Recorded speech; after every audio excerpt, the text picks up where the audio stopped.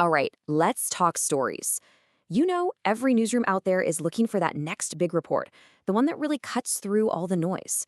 But what if I told you one of the biggest stories is literally hiding in plain sight, and it's affecting every single person in your audience?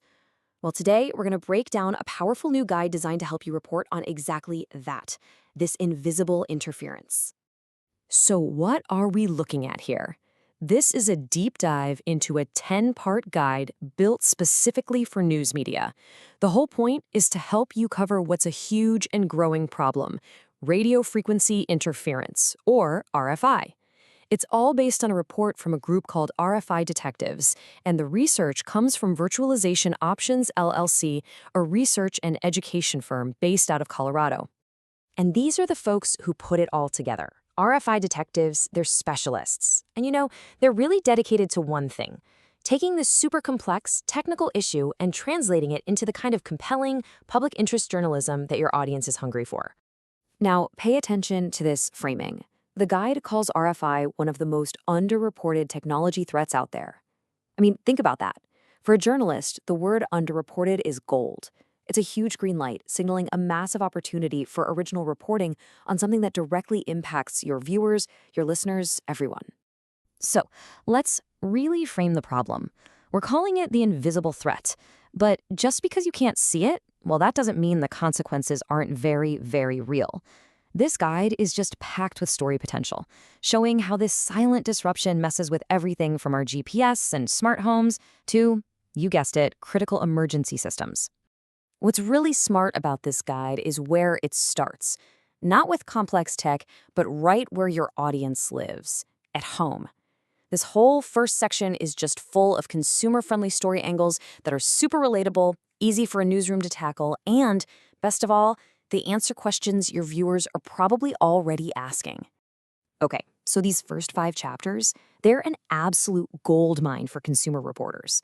I mean, you start with chapter 1 on GPS going haywire, and we're talking about more than just your car's map. This affects things like financial transactions. Then chapter 3 explains why your key fob or garage door opener just stops working. And of course, chapters 2 and 5 dig into that universal frustration: Wi-Fi dropouts.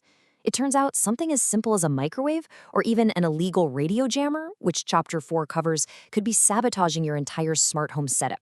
And this is the kind of question that gets right to the heart of it.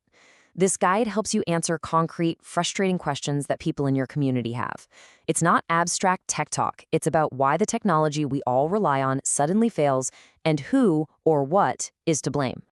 And here's what makes this guide so incredibly practical for a busy newsroom. It doesn't just give you ideas, it actually provides ready-to-air radio spots and scripts. It literally saves you time and helps you frame the story in a way that's going to immediately click with your audience. Okay, so from the home, we zoom out. The guide expands the scope to our workplaces and our communities, and this is where the economic and social impacts of RFI get even bigger, offering some really meaty stories for your business and local reporting segments. You gotta love this comparison, because it's a perfect story angle. The office Wi-Fi goes down, and who gets the blame? The IT team, right? But what this guide shows is that the real culprit is often the building's own infrastructure, the HVAC system, the LED lighting, creating this invisible fog of radio noise that costs businesses a ton in lost productivity. So these next chapters explore that chaos. Chapter 6 digs into how a building's own systems can create that RF fog I mentioned, just killing productivity. Then Chapter 7 tackles the wireless battleground of a high-density apartment building. And Chapter 8 asks a really critical question for our remote work world: what happens when that crucial Wi-Fi call is silenced by interference at the worst possible moment? And now the reporting pivots. We go from inconvenience and financial loss to something far, far more serious. This is where the story gets a real sense of urgency, moving into the world of public safety and critical infrastructure. This is where things get real. This quote from the guide really says it all. The stakes become life or death when the people we count on most in an emergency simply can't communicate. For any journalist, this is the heart of the investigative potential, right here. And that's the central question, isn't it? What actually happens when the invisible systems that dispatch an ambulance or trigger a tornado siren or let firefighters coordinate inside a burning building suddenly go silent? The consequences are, frankly, catastrophic. The last two chapters are pure investigative journalism. We're talking about deliberate cell tower jamming in Chapter 9 and the systemic failure of public safety communications in Chapter 10. This material points you directly towards stories with massive impact. Hospital monitors going dark, emergency sirens that don't sound. This is journalism that can literally save lives. So, with all this, how do you actually turn it into a compelling report? Well, the guide doesn't leave you hanging. It wraps up with a clear, actionable roadmap for bringing this invisible threat out into the open. And the roadmap is really simple. Step 1, find your angle. Just pick one of those 10 chapters that you know will resonate with your audience. Step 2, find your sources. The guide gives you ideas for experts to build out your report. And step 3, tell the story. Use the real-world examples to make this invisible threat feel tangible, urgent, and unforgettable.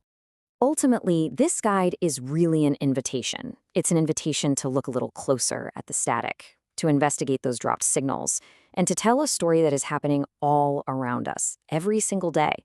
So the only question left is, what part of it will you be the first to report?